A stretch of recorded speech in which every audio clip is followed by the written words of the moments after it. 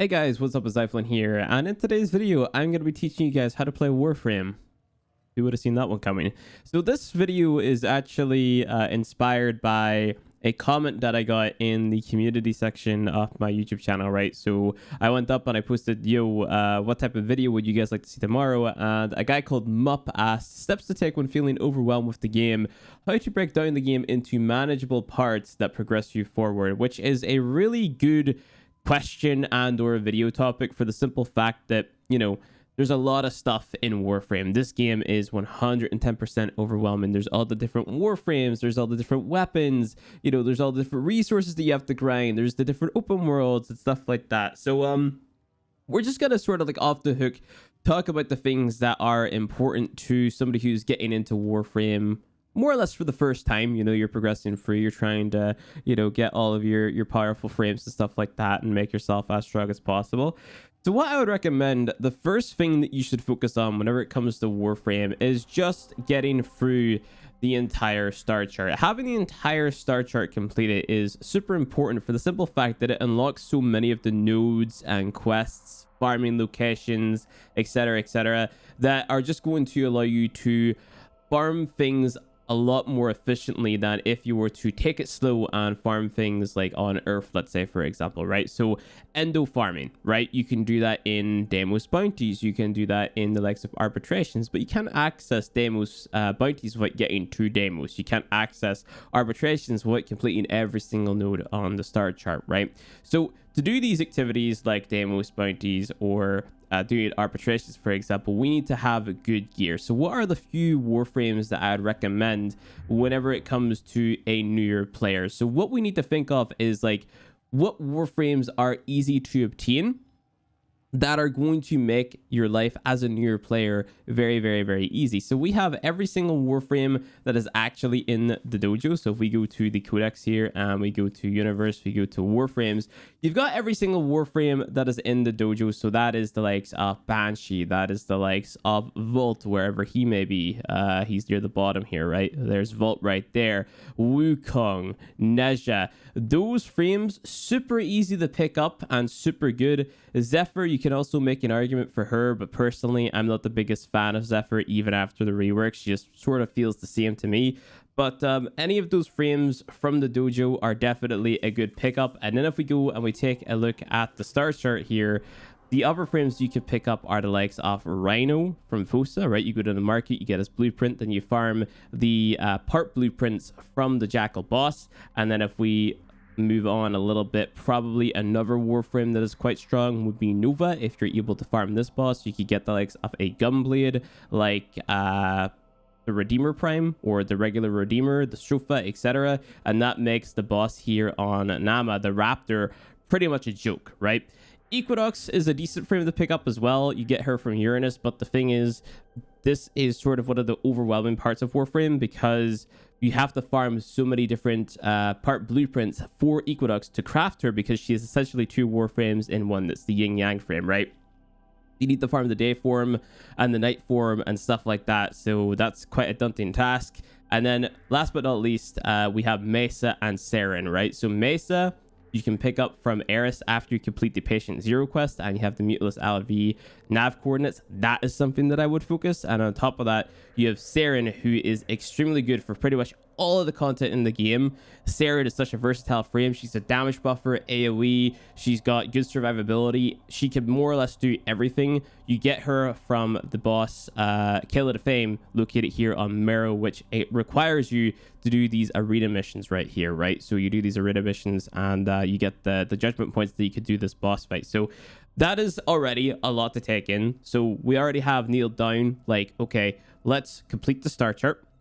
Let's get new frames that are powerful. What about weapons? So weapons, the Heck, the Zorus, the Adamos, that holy trinity, that could allow you to farm up Kuva weapons, right? I know a lot of people give me a lot of stick for not recommending weapons, like let's say, for example, the Cedo, right? The Cedo is a very, very, very strong weapon. But the thing is, what we have to remember, we are recommending content for newer players to do. And don't get me wrong, players are going to have to do open world content eventually. But if you say to your newer player, hey, the Cedo is a really good weapon, you should go get that, and then they realize that the Cedo is locked behind a time gate, right? Which is time gated because of the standing cap on Necrolisks, for example. They're not going to want to invest more time into this game. Like, the likelihood of that player quitting because the weapon that they want is time gated via Necrolisk, the standing, and then time gated again whenever it comes to crafting. It's like, if you tell them that the Cedo is the one weapon that they should be getting, they're just going to be like, don't really want to do that. If you tell them that they can get the Heck and the Zorus at MR4 and that can like carry them through all of the Star Trek content, they can use that to get really good weapons faster by taking down Q villages by combining the likes of the Heck and the Banshee Frame, of course, because of her damage buffet abilities.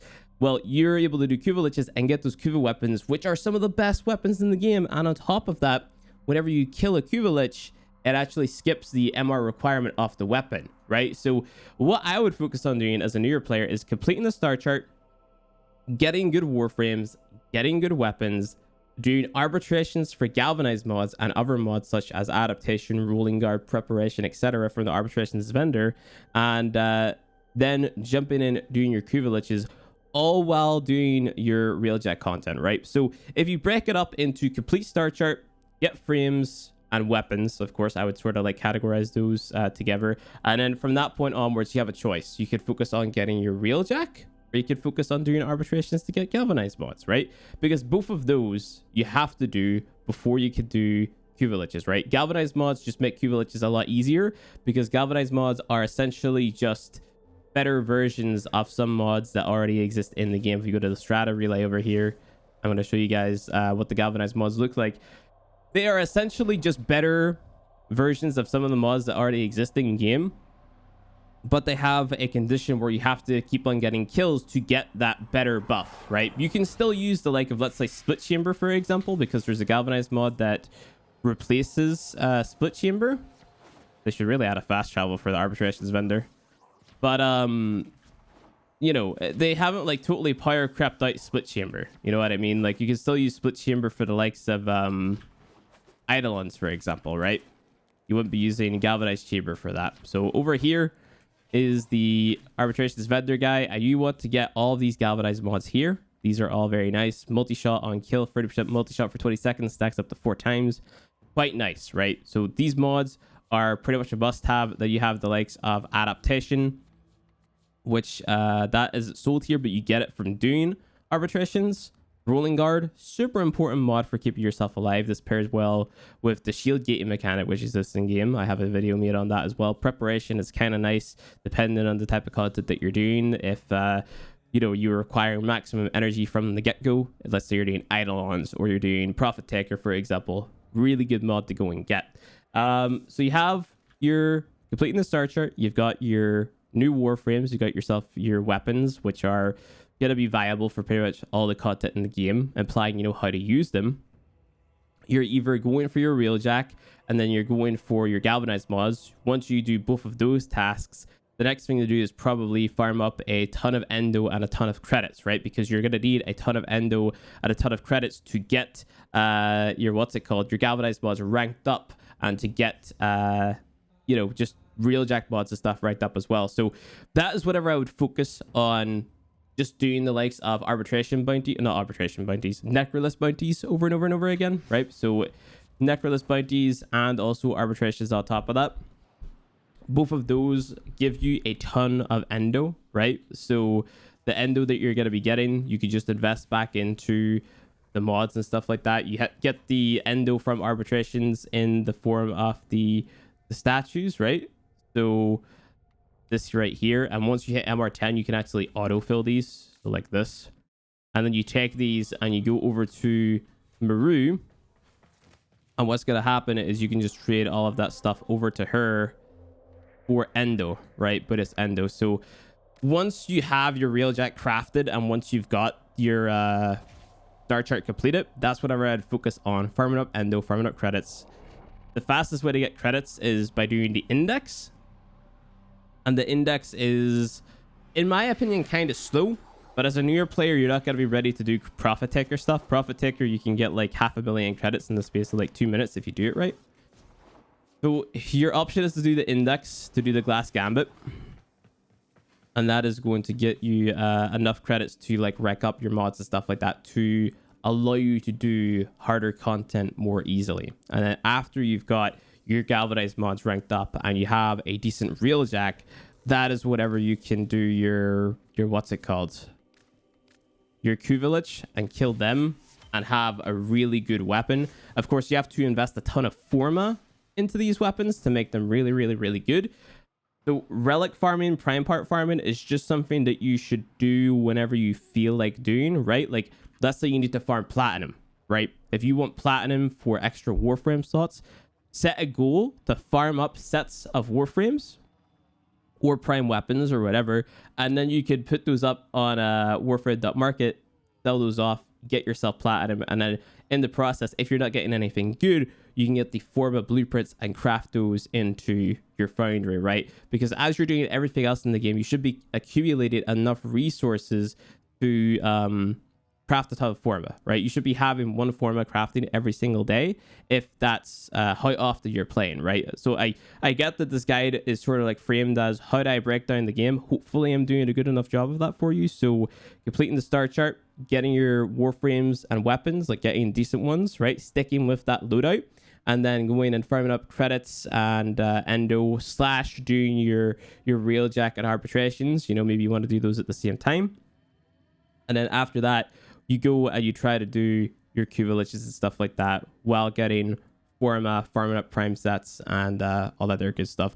All of the stuff that I'm talking about in today's video, I have tutorials in the last playlist of beginner guides that I made last year, right? The Warframe Beginner's Guide 2021. If you want to go check that there, right? I talk a lot about how to do all of the stuff that I'm talking about in today's video. So you want to go ahead and do all that. Your open world stuff, you can just do whenever you really feel like it, right? Like once you have a loadout that you're comfortable with, using the likes of like, let's say Mesa, for example, because Mesa makes things quite easy. You have your Heck mod with a decent build, or not your Heck mod, your Heck weapon with decent mods on it. You can go ahead and jump in and do the open world stuff. There are like really quick, efficient ways of doing open world stuff, like to get the standing to rank up with the Ostrons, for example.